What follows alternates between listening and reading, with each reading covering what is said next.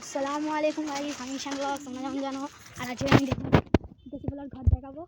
তো আমি আছি এই টাইমে আখড়া এক্সাক্ট টাইম। এই পিছনে সব কিছু আছে, তোমাদের ফার্স্ট দেশি বলার ঘরটা দেখতে দিই, তারপরে লোকেশনটাও দেখতে দেবো কোথায় আলি তুমি দেশি বলাকে দেখা পাবে। ও নিজের লোকেশন ওর সিক্রেট রেখেছে, বাট ঈশান ব্লগ ওর লোকেশন চেক করে দেবে আজ এটা। হ্যাঁ, এসছে না দেশি বলা পাচ্ছে না।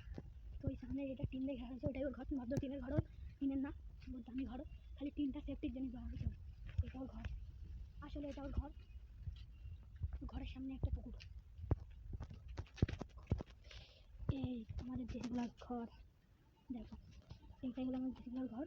আর এই ওর বাইক, এর সাথে এইছি। তো চলো আমরা এই লোকেশনটা দেখাবো। তো এখান থেকে সেটা যেতে হবে।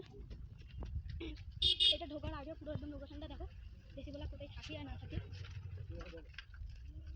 বাচ্চারা তো সাইকেল চালাচ্ছে, আর বাইক একদম রেল পাটরি একদম সামনে, সে ওই মসজিদ।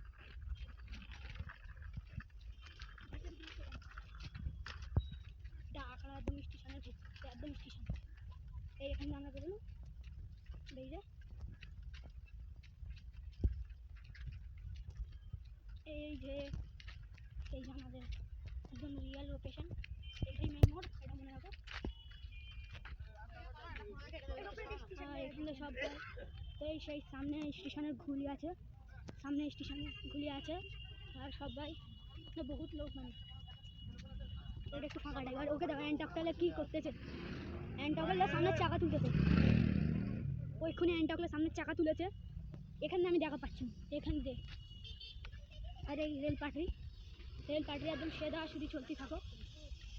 আর সে ওখানে স্টেশন আছে, ওই মোড়, আর ওই মোড় দিয়ে আলি, এখানে মোড় দিয়ে ওখানে মোড় এসে এখানে সেটা ঢুকতে হবে, ওখানে মোড় দিয়ে এসে ঢুকে আর এখানে সেদা জাতি হবে।